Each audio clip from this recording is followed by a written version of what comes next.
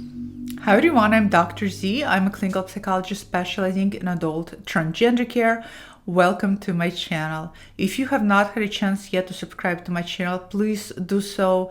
This way, not only are you helping so many other people find this content, but you're also showcasing your support to me and to the content that I create, and I would very much appreciate that. If you are on Instagram and you don't follow me, I would also equally very much appreciate if you do follow me on there. I am working very hard to try to grow my community on there, and I show up for all of you on there with additional tips and guidance. So if you're on Instagram, let's connect. For this video, I would like to share with you particular type of behavioral patterns you might find yourself in that, in my opinion, it's not a good idea, in my opinion, for you to leave it to your own mental devices. And I'll explain as we go along. This video is just like a lot of my videos tends to be a byproduct of consulting with so many people, working with so many people, and seeing the same things come up again and again and again. So, what am I talking about? For individuals who find themselves in a position where you are constantly questioning, am I trans? Am I not? Am I trans? Am I not? This kind of constant questioning, am I trans? Am I not? Oftentimes takes place, especially in individuals who do not experience moderate or severe gender dysphoria. Experiencing gender dysphoria always brings you in a juxtaposition and in contrast to a pain point. Anytime we experience pain point and that pain point is telling us something, it is always easier to gain knowledge and to get clues and to learn answers about what is going on. People who especially have severe gender dysphoria, it is without a doubt very clear to them that the dysphoria is so bad, it is a very clear indication they're struggling with gender issue. Now, for a lot of people who have mild or non-existent dysphoria, or maybe they're still in denial or still repressing their sense of gender identity, they're not going to be fully in touch, and they're not going to be fully connected to their body, and therefore not being fully connected to their gender.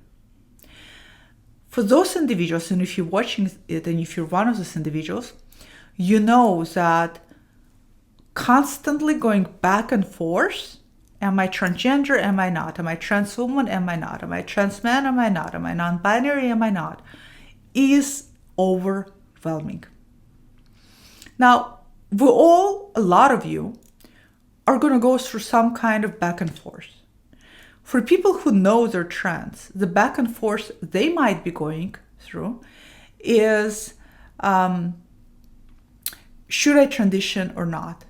Is it going to make me happy or not? Is it going to benefit my life or not? Am I going to lose loved ones or not if I do it? Am I going to pass or will I not pass? It's a very different back and forth that they're struggling with, that they're bargaining with.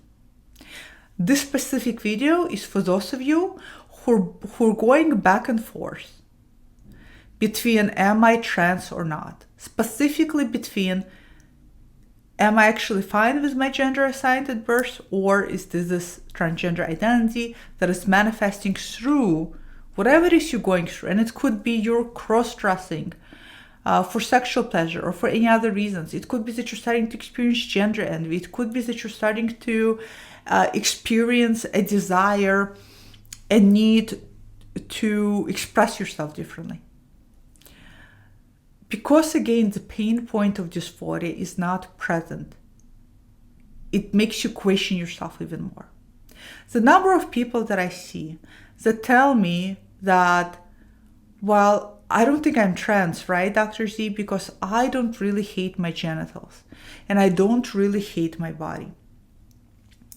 There's so many people who ask me this because the truth is, you don't need to have that type of severity to be trans, right? In fact, having gender dysphoria is not a qualifier to be trans. Gender dysphoria is simply a symptom that by the time a person starts to experience symptom is an indication that they have not dealt with whatever it is that is incongruent within themselves. And don't forget, not only trans people experience gender dysphoria, cis people experience gender dysphoria, people with severe trauma can experience gender dysphoria, people with body dysmorphia can experience what may be perceived as gender dysphoria. So a lot of people always think that they need to look for that type of narrative, right? I need to cut my genitals off. I need to get rid myself of this physical characteristics. That's how I know I'm trans. And when that physical pain point, again, severe dysphoria, which not everybody even has, is absent, it's so difficult for so many of you. And as a result, you're going to go back and forth. You're going to go back and forth because you're not really quite settled in your mind, and the need to know for majority of you is going to predominate. We're all today live in a world where we are very much sipped and situated in a need for control. Control, especially when it comes to knowing, naming, making sense of our experiences. We live in a world where we have forgotten what it's like to sit in the unknown and be okay with the unknown. All of us, myself included. We all have this need to name things, to, how many of you feel that particular gender label doesn't really fully define you and you're just looking, obsessing, searching, trying to find that itch to scratch till you find the label that fits you.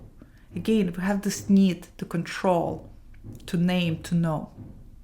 And because addition of this controlling need, being in this position for a lot of you who don't have strong sense of dysphoria of am I trans, am I not, is very uncomfortable, very anxiety producing. Makes a lot of you feel as if you just can't move in your life until this gets resolved. You know that feeling? We all have that feeling with different elements of our lives, right? It's like, I won't do this until I lose X amount of weight. I won't do this until I complete this job. I won't do this until I look particular way. I won't look at it until I master something. All this until, because we have a hard time just moving with the flow, being okay with the discomfort. When you're in that place of am I trans or am I not, and you're trying to figure it out by yourself, what I see almost every single time is this. If a person gets left to their own devices, and what do I mean by that? What I mean is that if you're left to trying to solve and figure this out on yourself, on your own, you only, in my experience, a lot of people waste their time and they dig a bigger hole of uncertainty and confusion for themselves. Now, I'm going to make it very clear. It's very important if you are in this type of uncertainty to be able to talk to somebody. Does it have to be a gender specialist like myself? If you can, and it's logistically fitting for you, I think that's incredible. If you cannot, that's fine too. Even if you are sitting in a room with a therapist who has no experience working with gender issues, but you can openly start letting things out of your headspace into the space of consulting room, and have that person ideally in a very least ask you some probing questions, simple questions. What makes you think you feel this way? What do you think these feelings are telling you? Is going to help you get closer to the truth and clarity than leaving it to your own devices. Here's why. When pain point is absent, oftentimes it could be absent for numerous reasons. One of the reasons it could be absent is because you're not fully in touch with your body. You're not fully in touch with your feelings about your gender. If you're not fully in touch with your feelings about your gender and your body, that is potentially an indicator that you are either repressing parts of yourself or you are in denial about the truth about yourself, or you're engaging in a strong resistance. And if you think about it, it makes complete sense. For a lot of people to acknowledge that they might be struggling with gender issue and that they are transgender, just the fact that you're thinking, am I trans, is probably already bringing up tremendous anxiety and fears. Because while living your truth can be liberating, the steps toward living the truth, coming out, owning yourself up, maybe even taking transition-related steps, is scary. The potential to be othered, the potential to lose support, lose loved ones is terrifying. Unless you're completely delusional and in denial of the reality of the challenges, the fear is going to be present. When there is fear, and this is why you cannot be left to your own devices to make sense of, am I trans or am I not? When there's fear, the fear is always going to make your ego is our kind of like forefront of ourself that is conscious, that is operating in this world. The fear is going to make your ego bring up a wall. It's going to do that as a defense mechanism to protect, because it perceives a threat. It perceives that, I know you're scared. You're scared that if you acknowledge, or you're scared if you're going to go on a path of exploration and turns out you're trans, you're going to have to come out, you're going to lose your job, you're going to lose your friends, it's going to be hard for you, what if you don't pass? All this fears comes up, your subconscious perceives it as being unsafe.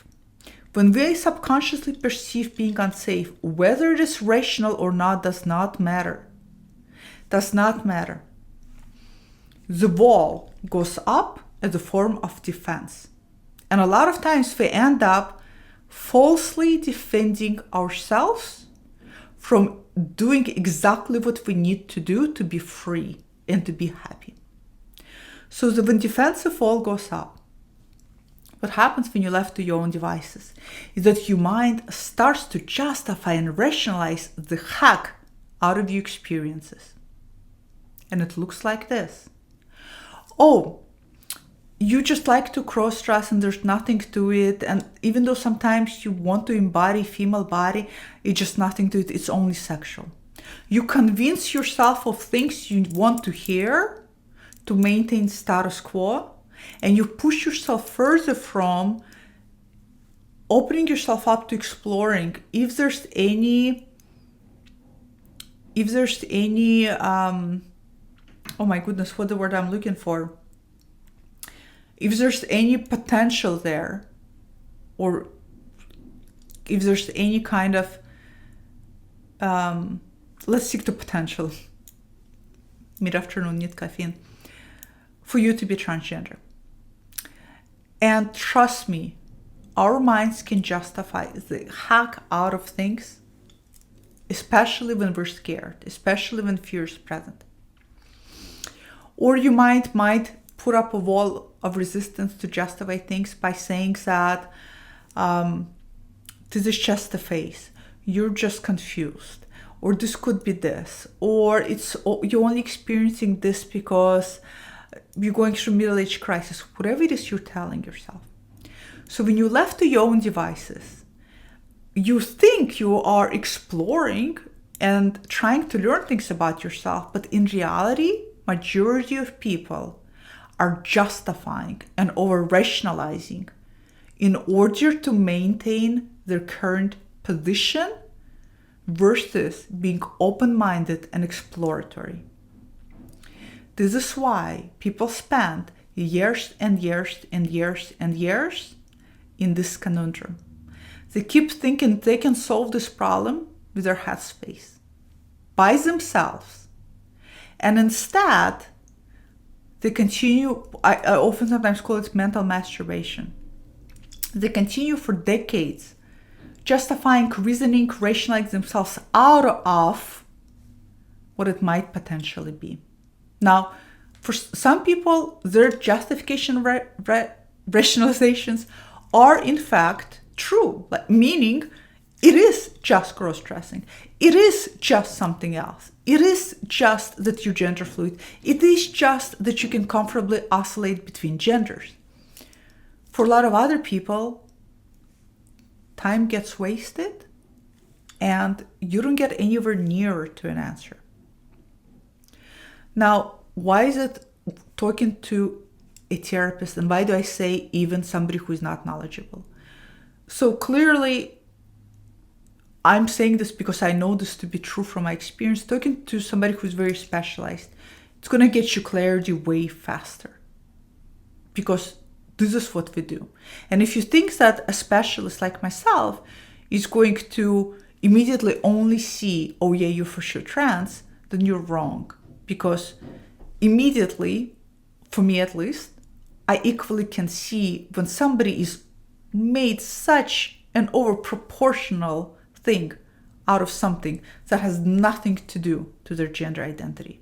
And a lot of times, not a lot of times, every time that is the case, it is my responsibility to tell that to a person. Okay? And if you ever worked with me, you know that I'm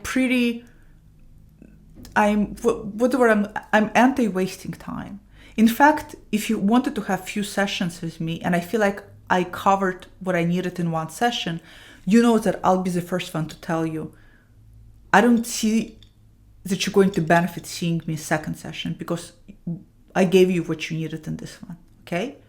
So don't shy away if you have opportunity from seeing a specialist. Now, if you can't see specialists, here's why, again, just seeing a therapist is helpful. You are in a space where you're letting what's in here out into open. And that way you can engage in a discourse dialogue where you actually can hear yourself talk out loud. Do not make a mistake. There's a big difference between us talking to ourselves inside of our headspace, and there's a big difference between us talking things out loud. This is why a lot of times when we talking to friends or even going for a walk with your partner or just with a friend, and you're talking out loud about some issues that are bothering you, you will come to your own conclusions because you're hearing yourself think, and things become more clear. And a lot of you who are engaging in justification and rationalization are already very thinking oriented. You're very analytical. That's why you're predominating with logic versus how you feel. Therefore, it leads me to conclude you are all quite insightful people. And if you just put in a right environment where you either talk out loud to somebody, preferably just even a therapist, who can then also bounce back insightful questions, in the very least open-ended questions, which any generic therapist has to be trained in. Open-ended questions, right? What makes you think that? What do you think those feelings are telling you? They're not going to give you feedback. They're not going to give you maybe direct insight the way I would, right? Because, well, first of all, I'm in a position, it's like you don't go to a cardiologist for a heart problem and then they say, well, what do you think your heart is telling you, right? By my experience, it is my responsibility to say, in my professional opinion, this is what I think is going on. And novice therapist is not going to tell you that. So they're going to be utilizing this open-ended question, which is fine, because the open-ended questions for all of you who are so analytical is going to bust you open to take your exploratory path deeper. And it's all going to be happening in a very great environment because you can talk out loud, you can hear yourself think, you can bounce back deeper into questioning, and you are going to get to the truth, whether you're trans or not, quicker than if you are doing it by yourself. All of you who've done this by yourself know that it is so frustrating. There's nothing more frustrating in today's day and era when we're so exposed to knowledge than to be exposed to so much information today and still be confused. So many of you watch my videos. So many of you have watched almost every video. And I'm very proud of the content I put out because I don't milk down my content. In my opinion, my content is not clickbait. This is not like, hey, pay X amount of dollars to work with me today. I share with you exactly what I would share with people who pay me, except in their circumstances, it is tailored to them specifically. With this content, it is broadcasted broadly, but it is the same deep, knowledgeable content for all of you. And I'm hoping that you can find your truth, you can find your insights, you can find clarity you need, you can find what clicks and resonates and run with it. But even though so much of my content is accessible and some of you have watched all of it, why do you still feel confused? Again, because you're leaving it to your own devices. And even though I will say something in a video and you may immediately have a aha moment because the fear is so deeply seated, you may have wall come up, and as a result, you're going to justify and rationalize against what you just had realization about. Very, very common. This is why it is not advisable to be left to your own devices. You can. I consulted with somebody today on the phone about this. This how, by the way, this video idea came up. And I said, look, and I said to them exact same thing, look, you're so deep into justifying and rationalizing. You can either A, if I'm logistically good fit for you, work with me. 2, if I'm not a good fit for you or you don't want to work with me, find somebody else. But if you're going to be left to your devices, I said, this is what's going to happen. You're going to prolong time and you're going to just elongate this whole process and pain and struggle for yourself. Inversely, to play devil's advocate, I said, you also may come to a realization that your justification rationalizations were all right and you're not trans. You'll find out either way.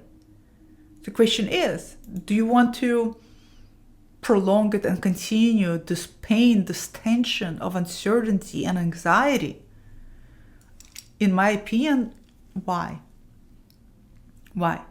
A lot of times, a lot of you are so scared and are so terrified to know. Like this person, if you're watching this, said, I was so terrified to talk to you because I haven't talked to anybody about this. A lot of times we're so afraid to know. There's like contradiction, right? There is a fear to know and there's a strong desire to find out. And we think not knowing is better, but that's not true. Because in the very least, if you know and have an understanding of what's going on and why it's happening, you can then not only have peace of mind, but you can also say, okay, at least I know. And you can decide whether you're ready or not ready to do something about it. But you can put this mental masturbation to rest. And oh my God, does that clear out a tremendous amount of headspace and enables you to focus on other things in your life. So for today, if you are watching this and you're finding yourself in between this living it to your own devices, trying to figure out all by yourself, being left in justification, why can't I say it? Rationalizations, my advice seek support.